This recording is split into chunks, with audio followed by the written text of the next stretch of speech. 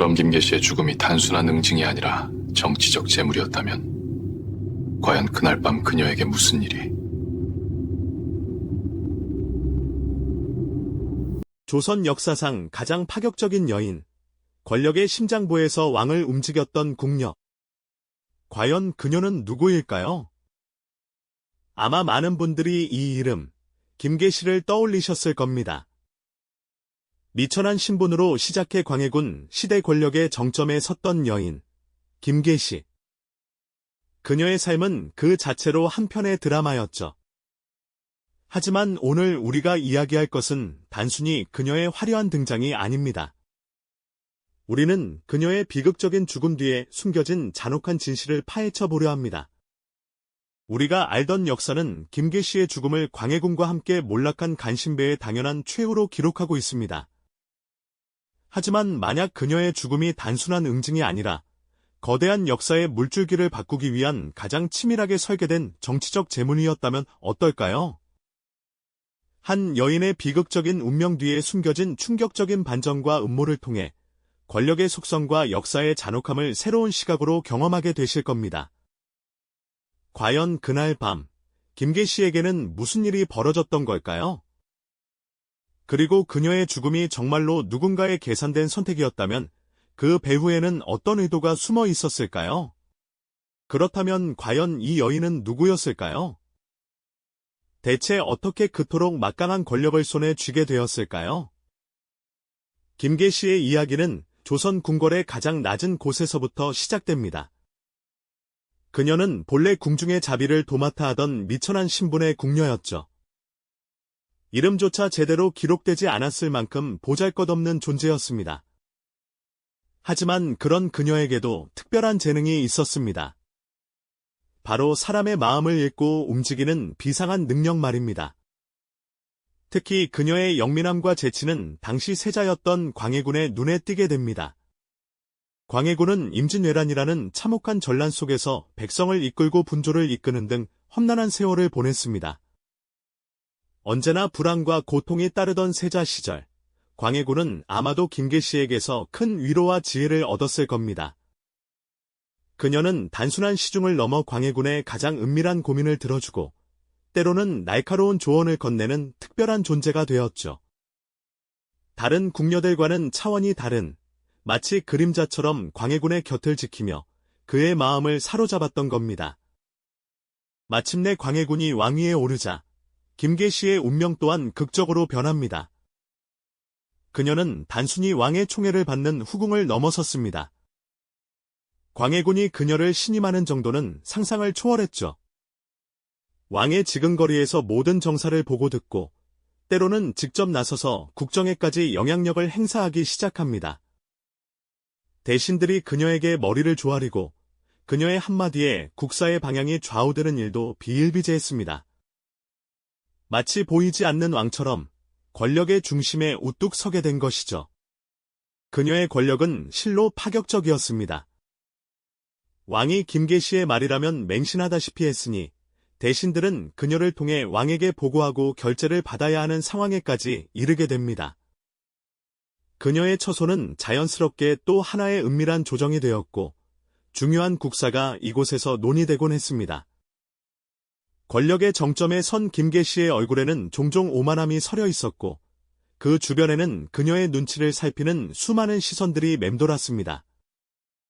그녀의 말 한마디는 곧 왕의 뜻과 다름없이 여겨졌으니 당시 조정의 위태로운 균형은 김계시라는 존재로 인해 크게 흔들리고 있었던 겁니다. 하지만 이렇게 막강했던 김계시의 권력도 영원할 수는 없었습니다. 그녀의 전행과 부패에 대한 소문은 백성들 사이에서도 파다하게 퍼져나갔습니다.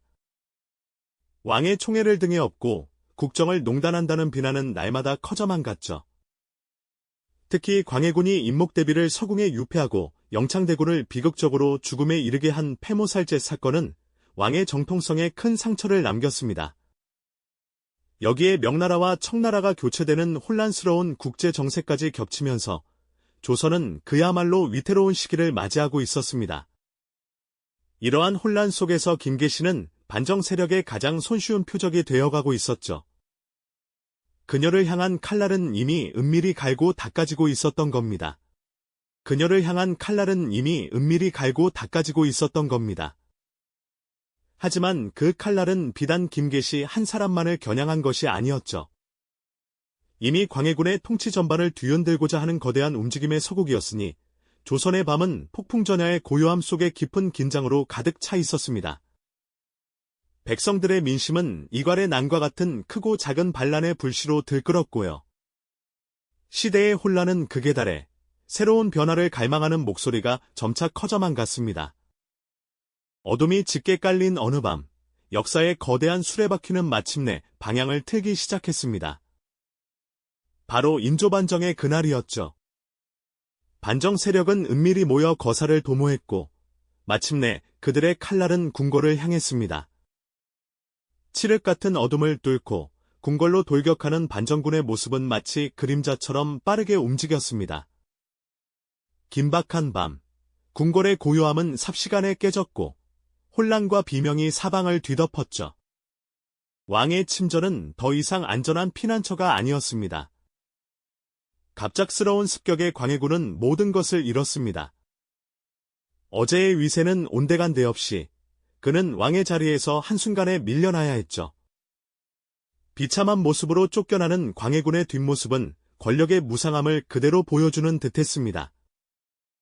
한때 절대적인 권력을 휘두르던 왕이 이토록 무력하게 끌려가는 모습은 보는 이들에게 깊은 충격을 안겨주었을 겁니다.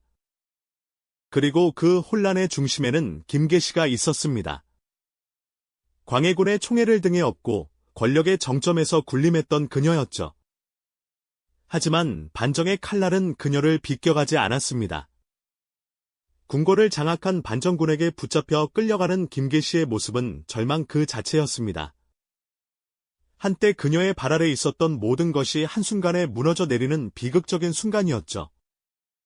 그녀의 얼굴에는 공포와 함께 자신이 쌓아 올린 모든 것이 허망하게 사라지는 것을 목도하는 비탄이 서려 있었을 겁니다. 하지만 김계시의 죽음은 단순한 몰락이나 응징을 넘어선 것이었습니다. 그것은 반정 세력이 새로운 정권의 정당성을 확보하고 혼란스러운 전국을 안정시키기 위한 치밀하게 설계된 정치적 희생양이었죠. 그녀는 광해군 시대의 패단을 상징하는 인물로 지목되었고 그녀의 처형은 새로운 시대의 도래를 알리는 강력한 신호탄이 되었습니다. 백성들은 광해군의 폭정과 폐모살제에 대한 분노가 컸기에 김계시의 죽음은 그들에게 일종의 카타르시스를 제공했을 겁니다. 처형장에서 공포에 질린 김계시의 얼굴은 역사의 냉혹함을 고스란히 드러냈습니다. 그녀를 지켜보는 군중의 시선은 차갑고 냉혹했죠. 그들의 눈빛에는 한때 권력을 탐했던 여인에 대한 비난과 함께 새로운 질서에 대한 기대감이 교차하고 있었을 겁니다. 반정 세력의 핵심 인물들은 그녀의 처형을 논의하며 만족스러운 표정을 지었습니다. 그들에게 김계시는 단순한 인간이 아니라 새로운 시대를 여는 데 필요한 중요한 도구였으니까요. 김계시의 죽음은 인조반정의 성공을 대내외에 공표하는 상징적인 행위였습니다. 그녀를 처형함으로써 반정 세력은 자신들이 광해군의 실정을 바로잡고 도탄에 빠진 백성을 구원하려는 정의로운 세력임을 만천하에 과시할 수 있었죠. 한 여인의 비극적인 죽음 뒤에는 이렇듯 잔혹하고 계산적인 정치적 의도가 숨어 있었습니다. 권력의 속성과 역사의 흐름 속에서 한 개인이 어떻게 이용되고 희생될 수 있는지를 여실히 보여주는 대목이죠. 그녀의 죽음은 단순한 궁녀의 몰락이 아니라 거대한 권력 교체기에 발생한 잔혹한 정치 게임의 결과물이었던 겁니다. 이렇듯 김계시의 죽음은 단순한 한 개인의 비극을 넘어 거대한 권력 교체의 서막을 알리는 상징적인 사건이었죠. 하지만 그녀의 죽음이 단지 응징에 그쳤다고 생각하신다면 역사의 잔혹한 이면을 아직 다 보지 못하신 겁니다. 사실 그녀의 처형은 인조반정 세력이 정권을 장악하고 새로운 시대를 열기 위해 치밀하게 계획했던 하나의 정치적 시나리오에 가까웠다고 볼 수 있습니다. 그날 밤, 1623년 3월 12일, 한양은 깊은 잠에 빠져 있었을 겁니다. 어둠이 짙게 깔린 새벽녘, 이괄, 김묘, 이기 등 반정군의 선봉에 선 무리들이 거침없이 궁궐을 향해 내달렸죠. 잠자는 궁궐의 정막을 깨뜨리며 터져나온 함성, 그리고 칼날이 부딪히는 쇠붙이 소리는 광해군의 시대를 끝내는 비극적인 서국이었습니다. 순식간에 혼비백산한 궁인들은 우왕좌왕했지만 이미 대세는 돌이킬 수 없이 기울고 있었죠. 조선 역사상 가장 극적인 순간 중 하나였을 그 밤, 광해군은 혼란 속에서 간신히 몸을 피하려 했지만 결국 반정군에게 붙잡히고 말았습니다. 한때 조선의 군주로서 절대적인 권력을 휘둘렀던 그는 이제 낡은 골룡포를 걸친 채 초라한 패주의 모습으로 거울 밖으로 내쳐지는 신세가 되었습니다. 그의 눈빛에는 허망함과 절망감이 교차했을 겁니다. 권력의 무상함을 이토록 극명하게 보여주는 장면이 또 있을까요? 그리고 그 혼란의 와중에 광해군의 총애를 등에 업고 국정을 농단했던 김계시 역시 반정군의 손에 붙잡혔습니다. 그녀는 아마 자신이 맞이할 운명을 직감했겠죠. 권력의 단맛에 취해 온갖 전횡을 일삼았던 그녀에게 이제는 그 모든 것이 부메랑이 되어 돌아오는 순간이었습니다. 끌려가는 그녀의 얼굴에는 공포와 함께 한때 누렸던 영화에 대한 스디쓴 회한이 스쳐 지나갔을지도 모릅니다. 반정 세력에게 김계시는 단순한 궁녀가 아니었습니다. 그녀는 광해군 시대의 부패와 실정, 그리고 민심 위반의 상징 그 자체였죠. 폐모살제와 같은 폐륜적인 행위와 함께 김계시의 권력 남용은 백성들의 분노를 폭발시키는 주요 원인으로 지목되었습니다. 따라서 그녀를 처형하는 것은 광해군의 폭정을 단죄하고 자신들이 일으킨 반정의 대의명분을 대내외에 천명하는 가장 효과적인 방법이었을 겁니다. 반정 세력의 수뇌부는 그녀의 처형을 주저하지 않았습니다. 오히려 그들은 김계시를 신속하게 단죄함으로써 자신들이 추구하는 정의를 백성들에게 확실하게 각인시키고자 했죠. 그녀의 죽음은 단순한 처벌이 아니라 새로운 왕조의 탄생을 알리는 피의 선언문이었습니다.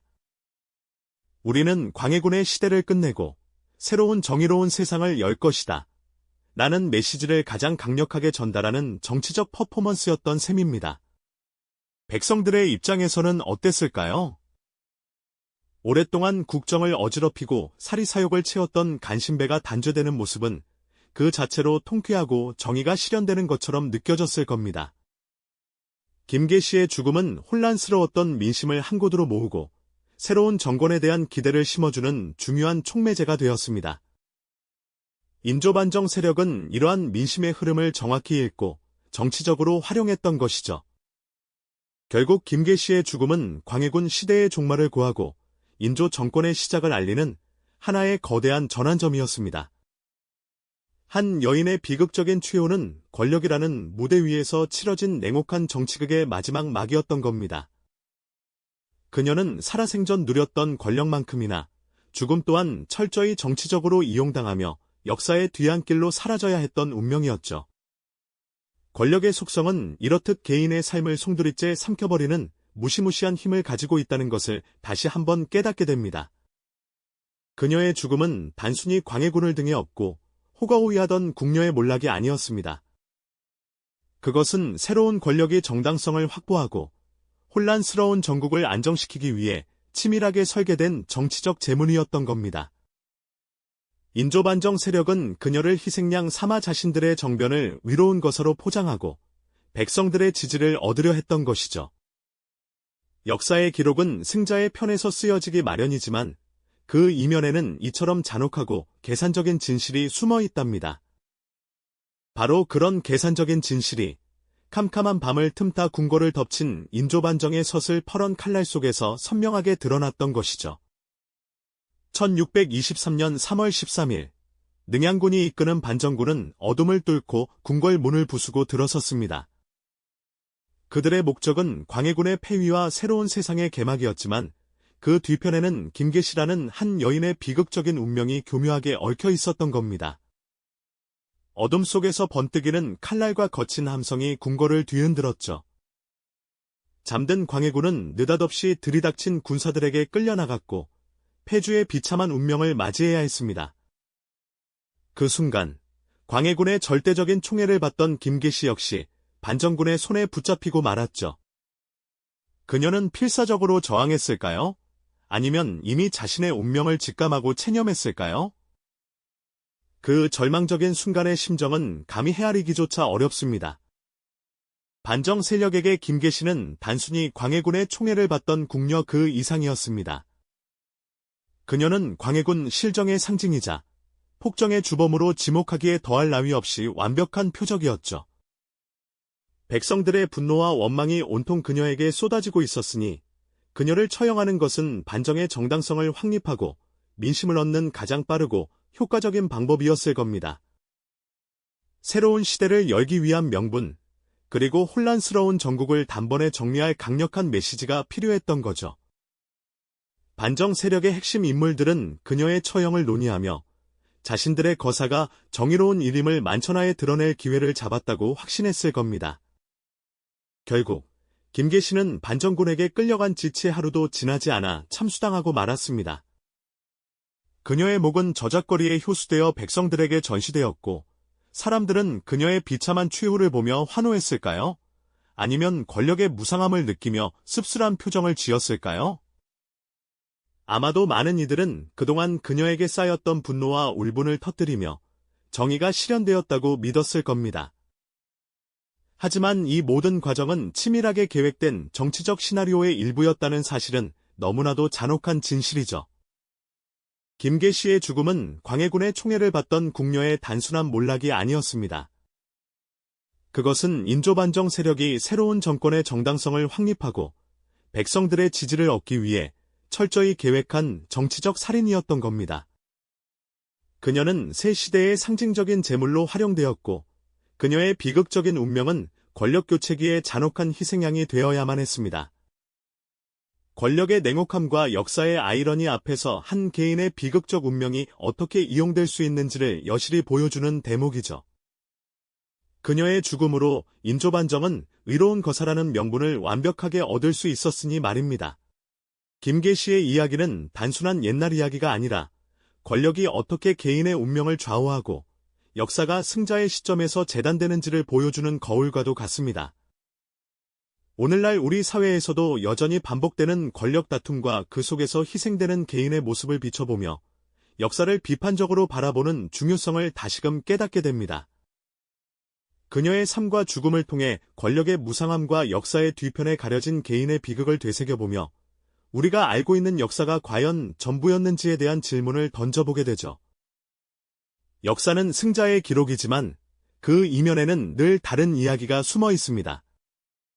이 영상이 도움이 되셨다면 좋아요와 구독 부탁드립니다. 여러분의 응원이 제게 큰 힘이 됩니다. 다음 영상에서도 더 유용한 정보를 공유하겠습니다. 감사합니다.